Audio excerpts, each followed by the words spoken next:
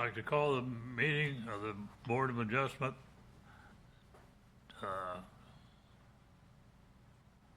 where am I at here? Call the meeting to order. Have a roll call, please. Chairperson Patton, Excused. alternate board member Hartzell, Present. board member Robin, Present. board member Thomas, Present. board member Graham, Present. board member Reinsch, Present. alternate board member Wilkinson. Present. Okay. And then just as a reminder, we did appoint Jack as a full voting member and as the acting chairperson for this meeting.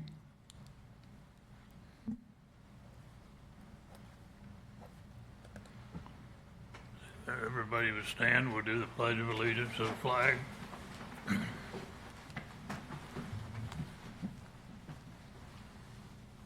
Pledge allegiance to the flag of the United States of America, and to the republic for which it stands, one nation, under God, indivisible, with liberty and justice for all.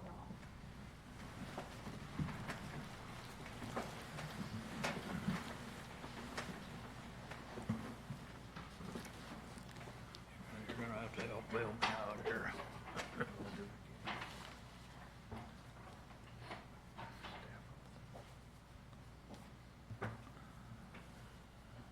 Staff oath.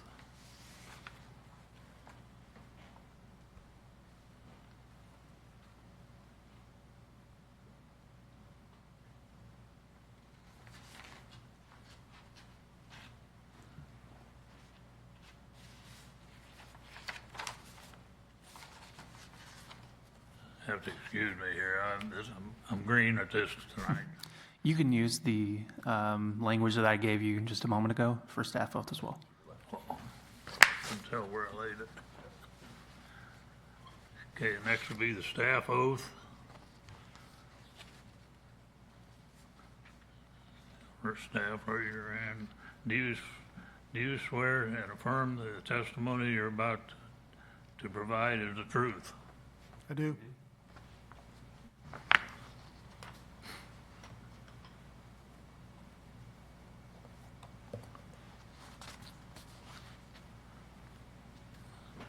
Next will be the approval of the agenda.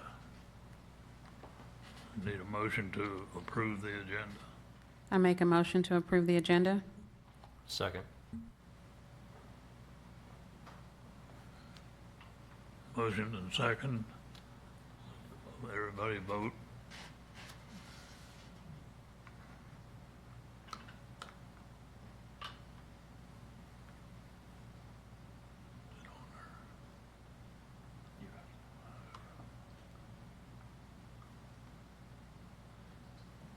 Voting's closed. All there.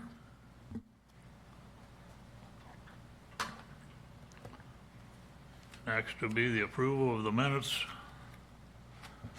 of the July meeting. And, okay. I make a motion to approve the minutes for the July 2025 meeting. Second. Motion and second to approve the minutes of July meeting. We'll vote.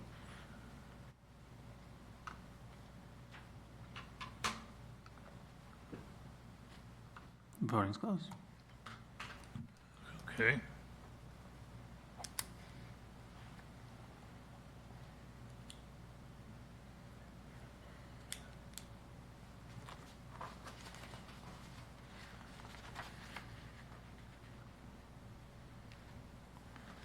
See, we're not gonna do We're going to table the business. so we'll have to vote on that too. That's cool. Okay, next will be the old business. And two items on there that we're gonna have to table because of a lack of one member. So, need a, Those two items are already tabled, so we won't need to take any action on those items. They'll remain on the table. they'll remain on there. Yep, so there's no vote needed for We that. don't have to vote for that. Okay.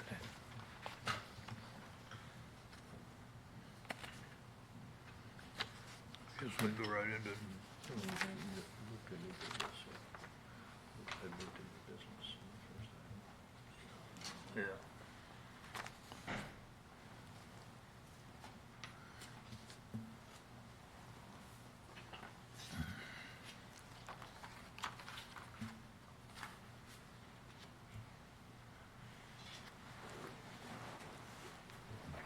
Okay, next, new business.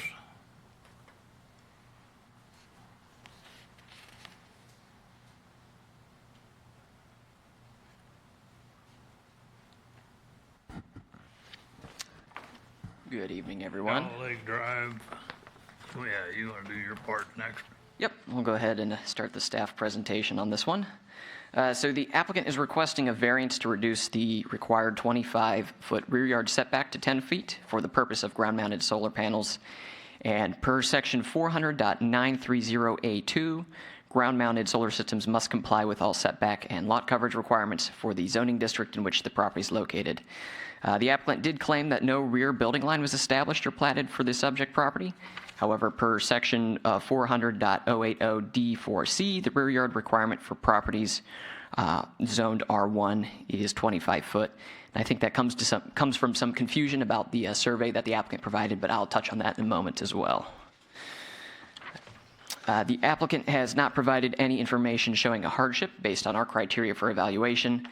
The request does not arise from a hardship based on the physical characteristics of the property, but rather from a disagreement with how the zoning code is written, which is not appropriate use of a variance.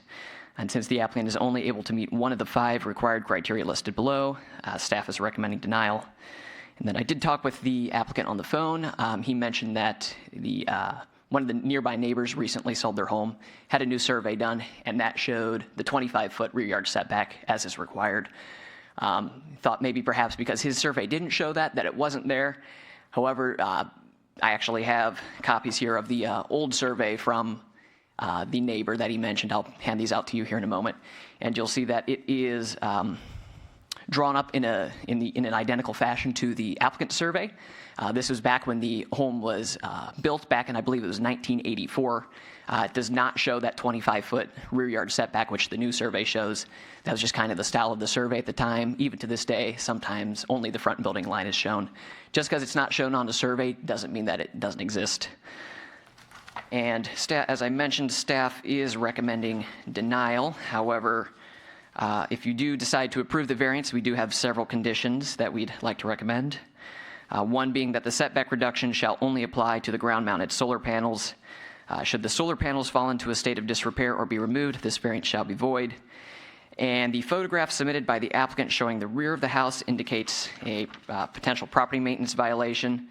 In accordance with the IRC, deck, stairs, or approved cattle guard is required for any exterior door with a threshold more than 7 3/4 inch above ground level.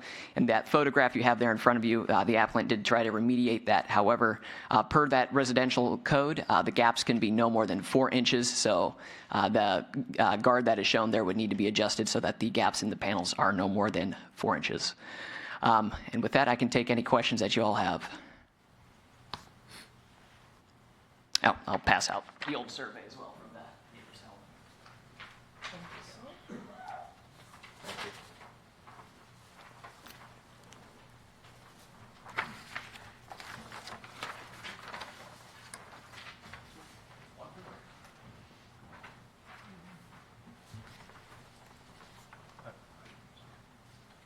All right, any questions? Spencer, is there anything from staff's perspective that would disallow the installation of the solar panels within code? No, they just would need to be that 25 foot from the rear yard setback, or from the rear yard lot line. That code section does state that solar panels that are ground mounted must comply with just the standard setbacks in that zoning district. So in this case, that would be 25 foot rear, 6 foot side. Is there anything unique to the property that would? No, it's a standard sized lot, standard shape. Topography looks pretty standard. There's nothing unique about the lot that would necessitate that setback to be reduced. Thank you.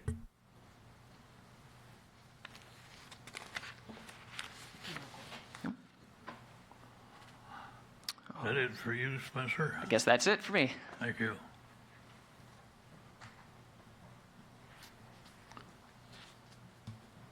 Is there anybody here to speak for this variance? State your name and address, please. Hi, I'm Megan Lowe's. I am the homeowner. Me and Kyle live together at 1309 Shallow Lake Drive. And if you guys give me a minute, I can give you some visuals here. Just give me a second to get set up.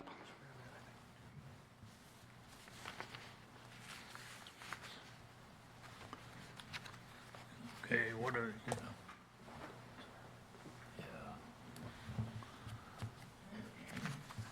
Raise your right hand, please. I swear you in. Yep. Do you swear or affirm the testimony you're about to provide is the truth? Yes. Thank you. Okay, what have you got to say now about the variance request? I'm going to give you guys some visuals. Just give me 1 second.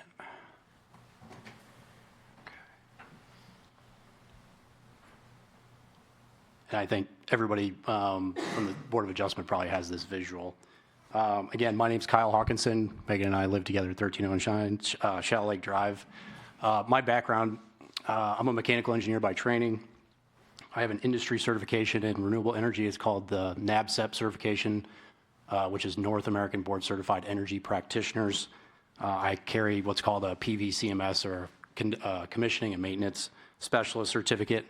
I've also been a project manager for 10 years in the industry, so that's a little bit of my background. So as staff mentioned, we're here tonight. We're seeking a variance to Section 480D4C in an attempt to reduce the rear yard setback for the purposes of installing a ground mount solar energy system. To Megan and I's knowledge and discussing with both of building department staff as well as our city council people, Ms. Taylor and Mr. Kuhn, we would be the first ground mount residential solar array in the city of O'Fallon. So staff, one of the evaluations in the report, right, is the property unique? Well, we would actually be the first residential system that is ground mount. And we'll take a look at some of the pictures here in just a moment. One of the things that's not shown in the survey and actually plays to the aesthetic of our property is approximately a 70-foot, 6 to 70-foot tall pin oak tree that's, I'd say, probably 12 to 18 inches in diameter in our front yard. It's been there since we purchased the house. Megan purchased the house actually 3 years ago, thereabouts. And we'd like to maintain that tree if we can. And we'll get into some more details on that in a second. So we do have some shading essentially that prevents the installation of a roof mount solar system without removing that tree, right? So some unique characteristics there. And we don't want to remove that tree if we can because it plays to the front yard aesthetic. Our neighbors have trees and we'd like to maintain that tree. So as was mentioned, the solar permitting building guide for the city of O'Fallon and section 40930A2 of the code does require compliance with setback and lot coverage. So tonight we're talking about the setback or a variance from it. I won't read that back to you all. You probably have that in front of you. Referencing the existing setback, which is 480 D4C, we have a rear yard setback in our R1 residential zoning, which establishes a 25-foot rear yard setback from our rear property line. Okay. And as was mentioned by staff, we actually want to address 2 of the items, at least potentially 3, in the staff report, just to clarify a couple things, because one, we want to take the opportunity to address. Staff report mentioned there was an erroneous claim made by, in our statement regarding what's in our variance narrative. However, in gathering the information from city staff, building department staff, I was trying to quote verbatim in our variance application from building department staff that, as you can see on the survey itself, we have a front building line established right here on the survey here, if everybody can see that okay. And as was mentioned by staff, we don't have that in the rear yard, right? We have an easement in the rear yard. Makes sense, right, that when the survey was done, there wouldn't have been a rear yard building line or a rear yard setback. Zoning code has changed since then. So we acknowledge, obviously, there is zoning code in place now that precludes or establishes the setback as 25 foot. I just want to acknowledge that to the staff. We understand that code exists. And per the building department's guide and code, we're required to comply with that. So we want to apologize for any language that may have been taken out of context in our application there.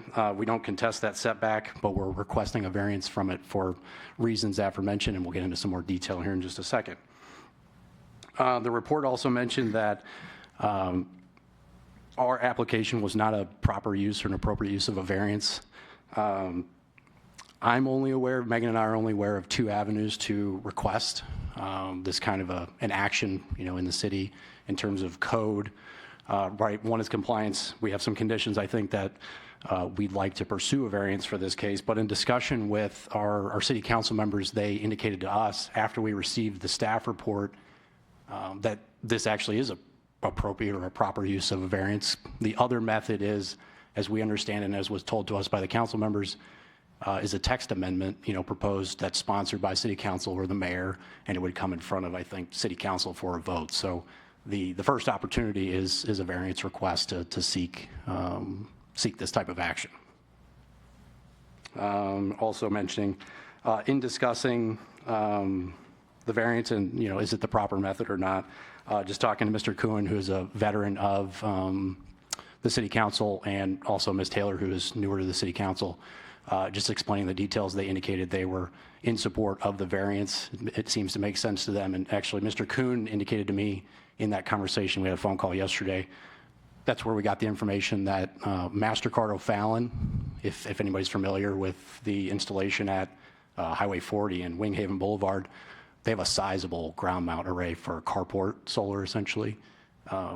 It would be Megan and I's house and MasterCard O'Fallon that have ground mount solar arrays in the city of O'Fallon's jurisdiction, which again is somewhat unprecedented. There is no precedent established for ground mount solar in the city. So that was interesting to learn yesterday. Okay. Let's see here. So returning to the content of our request, right, per code section 40930B1, this is the solar specific portion of the code.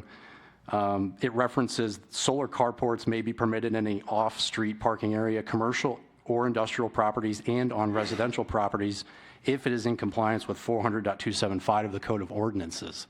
So referring to the 400.275 takes you into the part of the code that refers to accessory structures, right? You're talking about sheds, gazebos, other non-primary use, I wouldn't call them buildings, but other uses for property, right?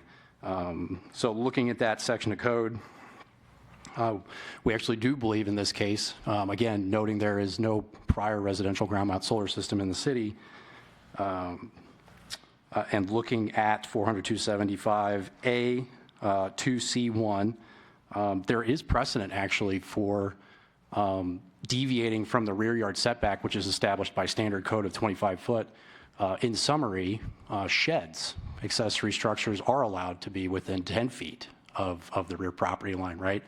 And, from reviewing that code, Megan and I took a look at this and we were talking about it last night. It would appear that those conditions, this question has come up before in front of the city or the Board of Adjustment, where residents, if Megan and I were building a shed, it would make sense to us. We'd like to use a good portion of our backyard and actually impact our neighbors less by not having a shed in the middle of the yard. It would seem to make sense in that regard. So in our case, instead of asking for a shed, we're asking for a ground mount solar array to be pushed back in our yard to that, not within, but just up to that 10-foot line, maybe a little bit in front of it. Obviously, and the request here isn't to encroach on the side yard setback. We would maintain the side yard setback of a minimum 6 feet. I'll show a visual here in a second to detail that. We're only asking for a reduction in the rear yard setback in that regard. I'm sorry, can I interrupt? Yeah, Ms. Thomas, go ahead. So what's the hardship? Good question. So the array itself, if it is too close to our house, the house will actually cast a shadow on the array. So the more we basically I would lose capacity in the solar system, almost making it ineffective. There's basically this I wouldn't call it unusable space for solar, but we wouldn't be able to generate because of the shade, essentially, especially in the wintertime when the shadows are longest, unless we were to increase that's the distance from our array to the backyard of the house, if that makes sense. And I'll transition to another visual, which will show that a little bit better. Thank you. Yep. So hopefully I'll try to zoom in on this just a little bit. This is a tentative layout of the proposed location of the array. Per the solar specific code in the building guide, we understand we have to go underground with our electrical connection. The ground mount solar system is limited in height, right? 15 foot is the maximum, and we also have a lot usage limit. We can't have a giant, or we can't have an array that takes up the entirety of the backyard. But again, the ask here is not, the installation of the solar system itself. That's a permissible, a permittable request for the city. It's already established. The ask here is to reduce the rear yard setback. So you said that so is this tree, is that the one that's in your front yard? Front yard, Okay. yes, ma'am. And Yep. so from an aerial view, it looks like it casts a small shadow on the roof. Are you saying that if you couldn't do a ground one, you would put it on the roof? Is that what I heard you say? We actually can't use the roof. Doing some analysis, you would have to put solar on the front, what we call it the front, but it's the south-facing portion of our roof. That's the shaded side because of the tree. You couldn't put enough solar panels on our house because of the shade that is cast by not only the large tree, which is in the upper left corner of the screen, but also there's a large conifer, which is about 40 foot tall. In the morning, especially through the midday, it basically reduces our solar window substantially. Yeah. Okay. Yeah. So I'll jump back in here, and I appreciate the question. We're basically asking if accessory structures are allowed to be no closer than 10 feet from the rear property line, and the use of a ground mount solar array being similar, what we believe in nature, to a shed in this case. We're asking, can our rear yard setback be reduced to allow for a ground mount solar array in our situation? That is the ask in the question. Okay. As we mentioned, discussion with city staff and our council members, we would be the first residential ground mount in the city of O'Fallon, and as such, we believe in review of the circumstances, the strict application of the code likely has not previously considered the strict application, as I said, of the code to the likeness, or I guess I should say this, the likeness of a ground mount solar array to an accessory structure. It's just never been considered before. With that, if there's any other Board of Adjustment members that have any questions, we're happy to take them. I believe you had indicated to Ms. Thomas that if you were to install the panels within the current setback, that they would be shadowed by the house itself. Yes. How far does that shadow extend beyond the house on a southern exposure? The front of your home is southern exposure, I assume? Correct. The left side of the image is the south. Yeah, south exposure. That's correct. So the sun is basically on the tree side, casting its shadow into our backyard. That's correct. The approximate shadow length, I did the math on this, and it's actually from the highest point on our house, which is the center line of the roof. The approximate length there is 44 feet, which actually will cast a shadow along the bottom edge of the row of panels in this case. So we basically lose the production from the system in that regard. A number of the photographs you had submitted with your application did show shadow casting. Were those taken, did you take those? Correct. Or were they? Yep. And I should say that, the timing of the photos that you're probably talking about, we took those in the summertime, so that's actually when the shadows are shortest, right? So basically through fall to, say, mid-spring, we would have a summer season of generation, but the cost of the system would exceed the return on investment. It would take 50-plus years to get a return on the system if we put a system in where it is currently permissible to install the system, if that makes sense, because of the shadowing. How deep do you view the array needing to be, for it to be? I don't have that calculation I did. Just approximate. Are you talking 20 feet or? So like for this, the orange shape here on the screen, is like, that's what you're asking, how Yeah. not the width of it, basically the short side you're talking about. If I can give you an approximate, if you don't hold me to it, it's probably less than 10 feet, yeah, in depth, right? So if we had a reduction in the rear yard setback, yeah, total distance from rear property line to the front of the array is about 20 feet. So we're fully in that non-permissible area, essentially. All right, thank you. Yeah. I have a question. Yes, sir. I see that in one of the applicant photos, there's a house, what appears to be next door, that has a few panels on top of the roof. Yes, sir. I realize that it's probably a different type of panel. I'm not a solar expert. That's okay. Sounds like you might be. So could you talk us through, do the panels look like the ones that we can see in the applicant photo from the house next door? Are they approximately about the same size? I'll try to zoom in on that a little bit. So this system, in talking to our previous neighbor who no longer lives in this house, they actually moved to Southwest Missouri. I forget their last name, but the neighbor's name was Gary. His system was installed in the early 20-teens, I think around 2012, 2013. So to your question, Mr. Graham, we actually have not, we wanted to see how this process was going to go in terms of the variance approval and then building permit process before going too deep in the design. You have to pay a deposit to get involved with a system designer as we're going to engage for our system, hopefully. But to your question, the nature of the installation, how the panels look on that roof, I would imagine in their nature would look very similar on the ground mount. We're not going to use a commercial size panel like I would use, for my job. And when I say commercial size panel, the modules these days are getting as large as a 4x8 sheet of plywood. We're not proposing to use anything that is not residential grade, I would say, on our project, what we would propose. Yeah. So they would look similar, I would say. And have you had any conversations with either of the neighbors on either side of your property about the installation? Have they said anything about either being in favor or in opposition to adding solar panels?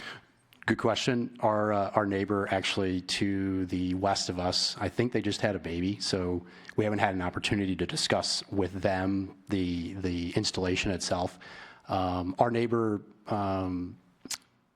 to the east, also, we haven't had the opportunity to have a conversation yet, but we know our neighbors pretty well. We've actually had some turnover with neighbors. These neighbors that just had a baby, they've been in the house less than a year. Megan has actually met both of them. But to answer your question, not yet, but it would be a discussion for sure. We don't want to impact their lives any more than we have to. And to the point earlier, this neighbor does have a shed in their backyard that I believe the previous homeowner had installed. So they have an accessory structure in their backyard. They actually have solar on this house. So an interesting case here, but their shed is actually, it's not all the way back to the property line, but it is closer to Megan's west fence line. It's not centered in the yard, if that makes sense, but it's also not a very large building either. Yes, ma'am. Thank you. Oh, yeah. Okay. I hadn't heard it addressed. I assume this is common ground or an easement that is behind everybody's house. Ms. Graham, or sorry, Mrs. Robin, you're talking about this property here. That's where the north arrow is. Yeah, where all the trees are. Correct. Well, how does that affect, how would that affect the effectiveness of your panels? Well, since the trees to the right in this image, which is north of where the proposed array location would be, if you imagine looking at the image on screen, to the left, the sun is coming from left to right. Mm-hmm. So any of the trees behind the array, they won't have a zero impact in the summertime because the sun will be in its highest point, maybe directly over the modules potentially, but I would be comfortable saying it's a near zero impact. The trees to the north of the proposed array location. Yeah. Okay, thank you. Yeah. Thank you for the question. I have one more question. Do you have a question? You want to go? Okay. So are there, I guess, talk us through why do you want solar panels? I understand that there's a lot of environmental benefits to having solar panels, lower electric bills, things like that too. But are there any hardships that you're facing because of that, because of wanting to add the solar panels? I'm just curious. I mean, if I actually, Megan and I'll let maybe Megan speak to this. She tracks our utility expenses quite closely, but I don't know if that's the nature of your question so much, like the hardship or burden caused by I'm just utility wondering bills. why do you want to add the solar panels? Yeah. Say a couple things for me personally, and I don't know if you have anything you want to add, maybe. My main reason is lowering utility bill. Yeah. Is to get the ROI rolling now, because the sooner you do it, the sooner you're going to pay it off. Yeah. And energy bills are just going up. Right. I would say that too. And I would say also, like, luckily we have a neighbor. There's several houses in the neighborhood that have rooftop solar. I'd say most or all of those neighbors in our neighborhood, Osage Meadows, that is, that have rooftop solar, they have a great, what we call a solar window in industry. It's basically the viewing, the window that the solar can cast on the array.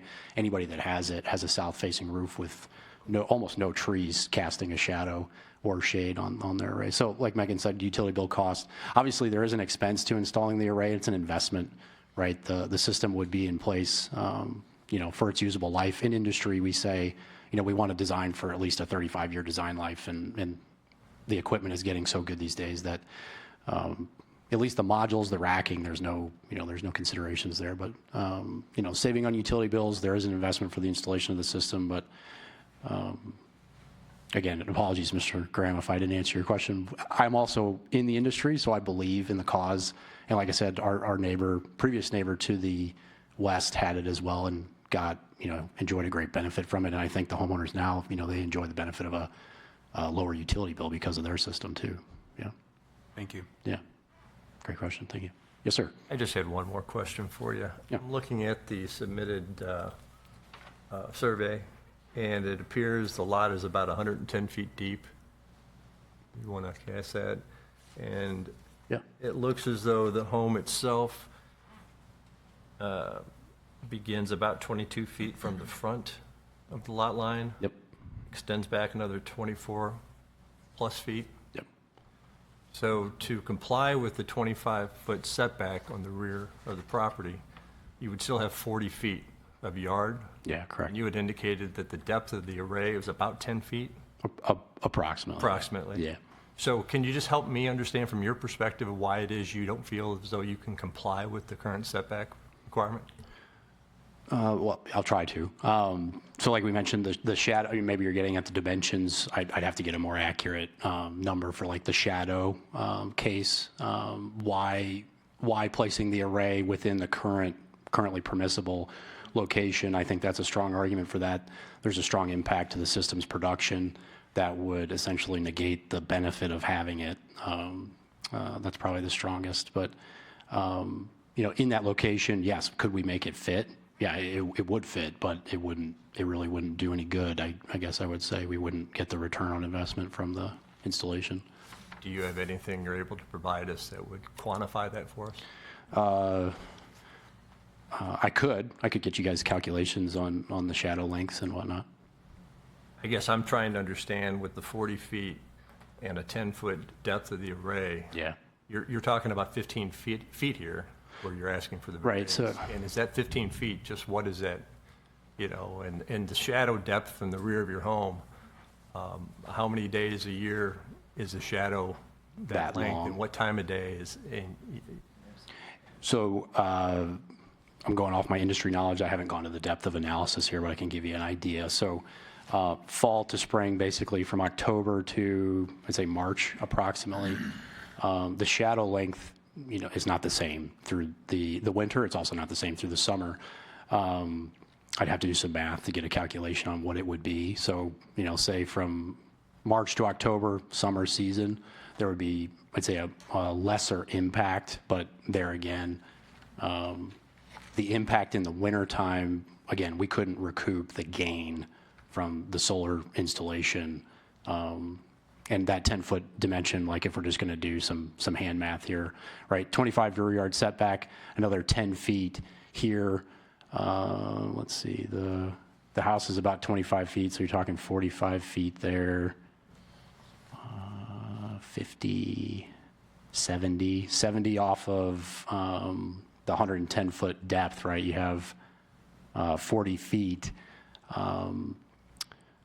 That shadow being cast, I'm losing my track of memory in math here, but the hand math I did on a separate piece of paper, which I don't have with me tonight, just indicated initially, I prepared a couple different locations and details. We just didn't calculate the shadow length, but it's our belief that it would be impactful to have, it would negate the benefit from installing the system. All right, thank you. Yeah, to the best of my knowledge.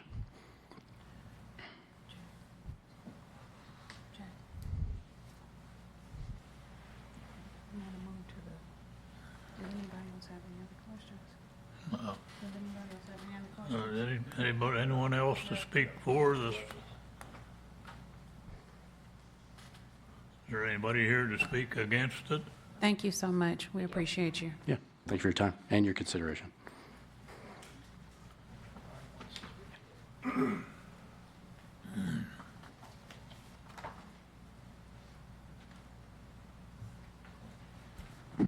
name and address, please. Do you have to swear me in first? Do you have to swear me in first? I do, I'm sorry. That's okay. I just want to make sure we're on the same page.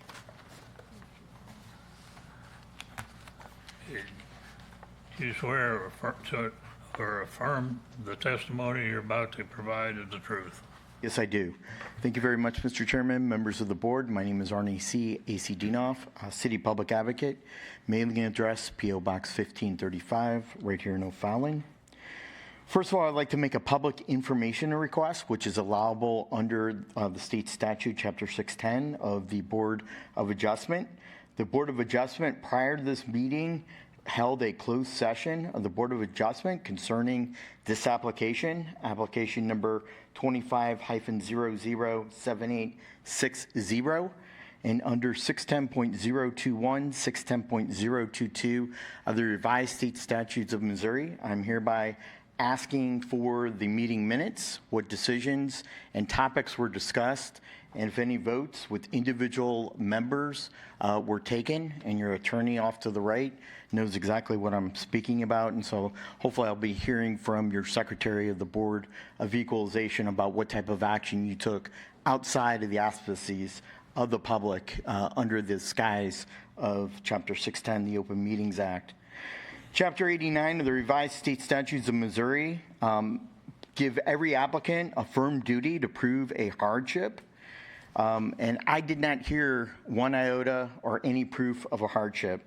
I heard financial being brought up, but not even the financial aspect has even been met according to the definition of hardship, according to Webster's Dictionary, and according to state law and court cases surrounding variances with the Board of Adjustment for Chapter 89 of the revised state statutes of Missouri. Solar panels come with environmental issues and concerns. They're deemed, and this is a huge topic at the state capitol in Jefferson City, they come deemed with potentially hazardous materials. They're not currently recyclable when they are at their end of their life usage. They have been causing fires and battery concerns, battery explosions, battery fires. If you look at 1313 Shadow Lake Drive, which I was going to bring a picture, I forgot my iPad, but one of the members testified already that there are currently solar panels on the roof in compliance with our codified code. And so I feel that the proximity to the adjoining homes, these are smaller lot sizes. Public safety is a huge topic, as I said, a huge concern at the state capitol with the Missouri Senate and the Missouri House of Representatives. We'll be seeing additional legislation coming this season The ambulance district, for example, just took down 4 houses, 4 ambulance stations, and they had to cut their lease agreement because the solar panels either burnt out or ruined by the rain and by hail. The staff recommendation here is denial. The rear setback requirement needs to be complied with the codified city code. Otherwise, the city is opening up a can of worms to our other 103,000 residents. There are fire concerns involved with this issue, both the wilderness, the trees in the rear, and also the proximity of the houses in this subdivision off Bryan Road. For those reasons, I oppose for the applied application of the variance, and I would ask that the board deny this variance. Thank you. Thank you. You got more to say?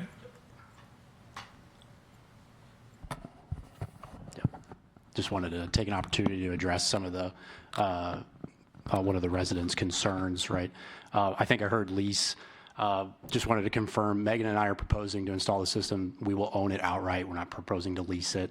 One of the benefits, speaking to one of the other points about safety, of the ground mount system itself, I wouldn't say solar is inherently dangerous. We don't use, as an industry person myself, we don't use modules anymore that have heavy chemicals. You know, back in the 70s, they were experimenting with arsenic and tin and things that were carcinogenic. We don't do that anymore. The modules that we would be putting in our property wouldn't, you know, have any hazardous chemicals to my knowledge, and if they are, they're going to be listed in an SDS form, as folks in the city may be familiar with. But I'm not aware of any heavy chemicals or dangerous chemicals that would be involved in the modules or the system. So for that benefit, I think we spoke to the impact regarding the shading of our house and the trees, and why we would want to locate it on our on a ground level, on a ground mount. And as is also mentioned, per city code, ground mount solar is already permissible in the city. It's not a controversial issue. It's already been established. We're simply seeking the variance to reap the benefits of the system's installation, which are otherwise impacted by the shading from our own house and the trees on the property. So I just wanted to take a point to answer those comments. Thank you. Anybody else have anything to say about it? It's time to vote then.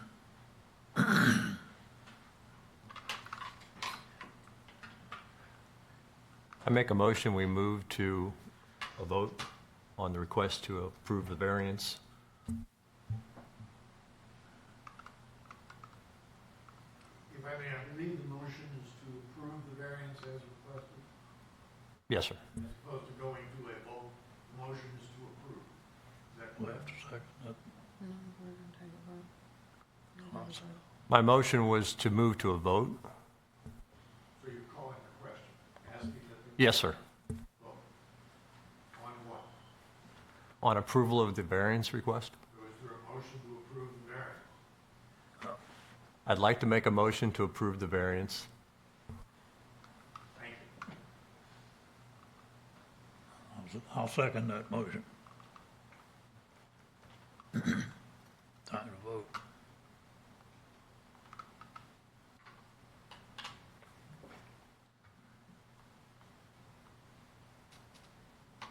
All right, voting is closed.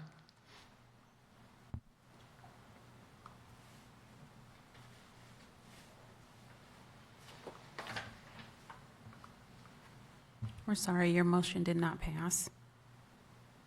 I didn't hear. Thank you.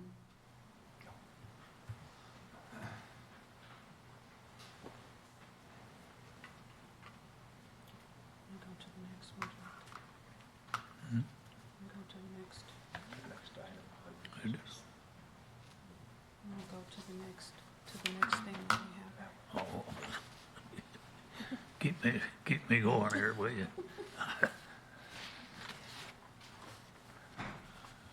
Okay, what was the results of that? Who has, It didn't pass. didn't pass? Okay, your variance didn't pass. Next item is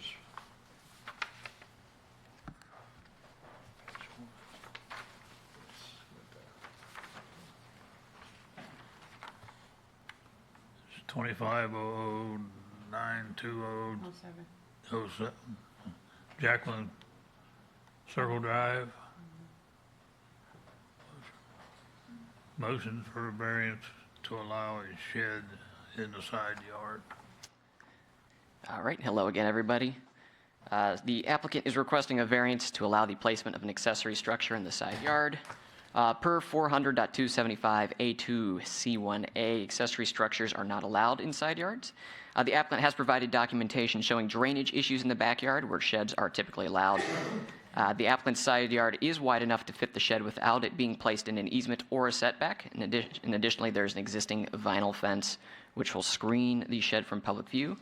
And staff is recommending approval with a couple conditions, one of which is that the shed shall not be placed in any of the required setback or easement.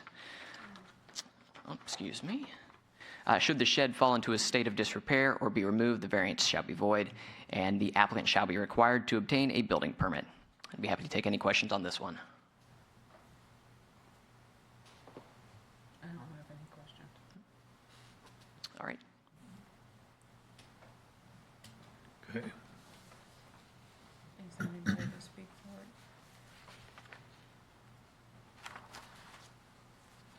it? Who's here to you're next? Okay. Step up and state your name, address. Hello, my name is Eric Lopez. I live in 23 Jacqueline Circle. Okay, I need to swear you in. Okay.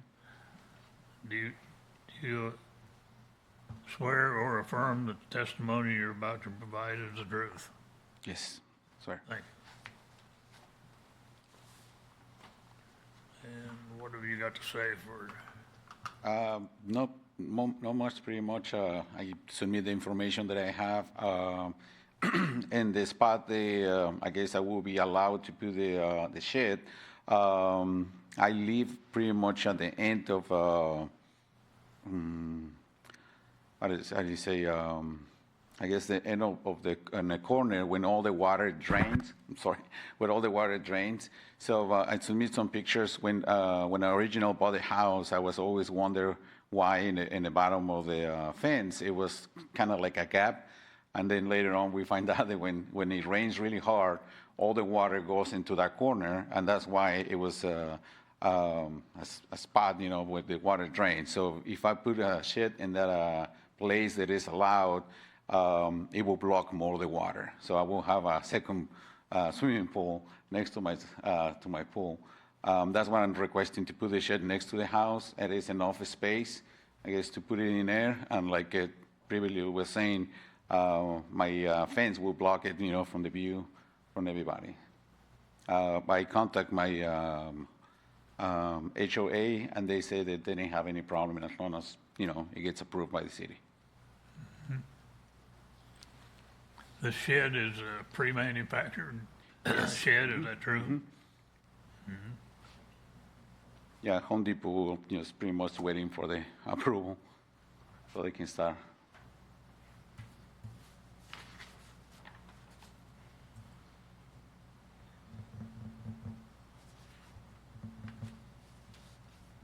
Okay. Anybody have any questions for this gentleman?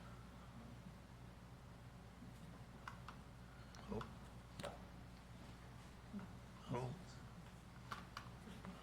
Guess we can vote. Oh, that's right. Okay, thank you. You can sit down again. Okay. Where's Arnie?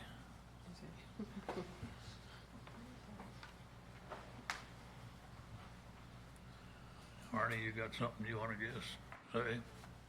Yes, sir. I'm previously sworn in, is that correct? You agree with that? You don't have to administer it again, the oath? Yes. Are we okay with that? Okay. Thank you very much, members of the Board of Equalization, or not Board of Equalization, Board of Adjustment. My name is Arnie C. A.C. Dinoff, City Public Advocate, mailing address, P.O. Box 1535, O'Fallon. This shed is 72 square foot in proximity. The city ordinance was changed at a number of previous city council meetings to 300 square foot from the current codified code of 150 square feet.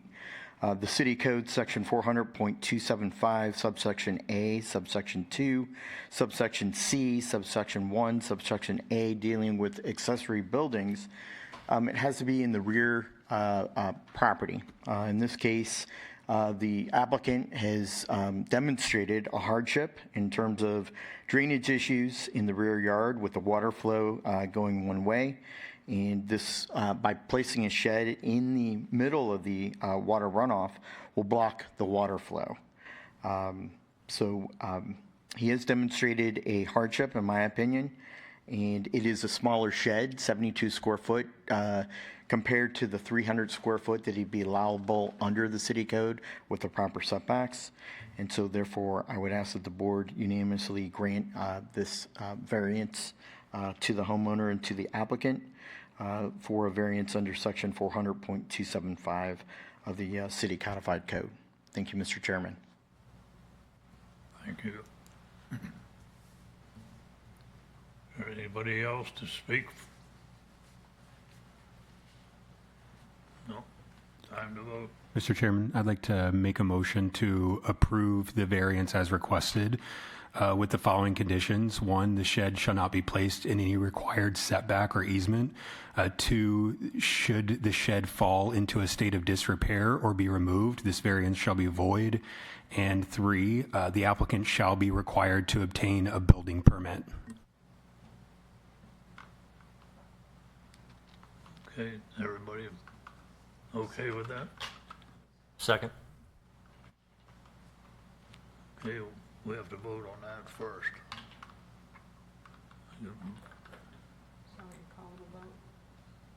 Call the vote.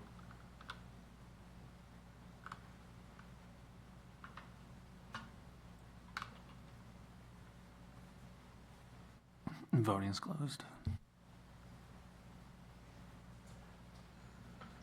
Okay, approved. Now we're gonna vote on the No. shed. It's over. It's done. Yeah. Been approved. Thank you. We have any other business? We have any other business? I don't think so, do we? No, then we need to make a motion to adjourn. Time to go out. I make a motion, we adjourn. Second.